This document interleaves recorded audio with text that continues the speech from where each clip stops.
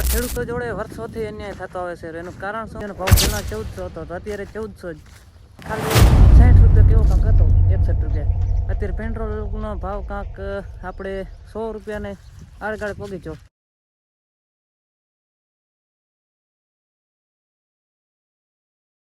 ખેડૂતો જોડે વર્ષોથી અન્યાય થતો આવે છે. એનું કારણ શું? તો કે એનું કારણ સરકાર છે. સરકાર ભાવ વધારતી નહીં. આપણે કપાસિયાનો ભાવ પહેલાં 1400 હતો, તો અત્યારે 1400 જ હોય છે. મતલબ વરહોવરા એ નહીં ભાવે પોગી જાય. ને આપણે અત્યારે પેટ્રોલ ડીઝલનો પહેલાં ખાલી 60 રૂપિયા કેવો કાંક હતો, 61 રૂપિયા. અત્યારે પેટ્રોલનો ભાવ કાંક આપણે 100 રૂપિયાને આડગાળ પોગી ગયો. ગમે એમ કરીને ભાવ વધારી નાખ્યો. તો શું ખેડૂતોને જ ખાલી આવો ને? બીજે તમારે કેમ નહીં? પેટ્રોલ ડીઝલનો ભાવ વધ્યો તો આપણે ઘઉંનો ભાવ એ પહેલાં કાંક એ કેટલો યાદ નથી, એ જ હતો. તો અત્યારે પણ એ જ ભાવ છે મારા ખેડૂતોને. ને આપણે બીજી વસ્તુ શું, આપણે જેમ કે ટ્રેક્ટર પહેલાં 4 લાખનું હતું, તો અત્યારે એના સીધા 8 લાખ થઈ જાય. આવડો બધો ભાવ વધી જાય. ખાલી ખેડૂતોને જ કેમ ભાવ નહીં વધતો? આપણે બીજી વસ્તુ જેમ કે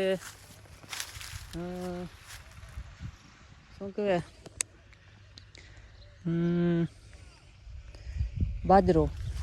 બાજરાને તો યાદ નથી, પણ આપણે શું કહેવાય બીજી વસ્તુ આપણે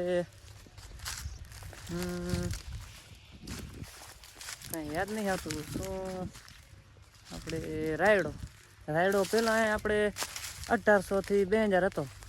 2014 એટલે કેટલા વર્ષ, 8 થી 10 વર્ષ થઈ જાય, તો એ ભાવ હતો. તો અત્યારે આપણે ભાવ સમજી લો કે 2000 માન આવે. અત્યારે કદાચ આ વર્ષે થોડોક વધાર્યો હોય, નકર વરહોવરા ભાવ ઓછો કરે છે. તો આવું અન્ય કેમ ખાલી ખેડૂતો સાથે જ? બાકી કેમ નહીં? પેટ્રોલ ડીઝલનો તમને દેખે ડાયરેક્ટ ભાવ 4 થી 5 ગણા કરી નાખો કે પેટ્રોલ ડીઝલની અસર છે. આમથી આમ ફલાણું ઠીકડું કાંઈ ડીઝલ ફલે જો, એટલે બધા એમ કરે એટલે ભાવ ડબલ કરી નાખે. પછી વાહ સરકાર વાહ, ખદડી નવો. બાકી કયો વિડીયો લેકો ખેડૂત ભાઈઓ સપોર્ટ કરજો, તો આપણે વળી એક આવો નવો વિડીયો બનાવશું. જય માતાજી.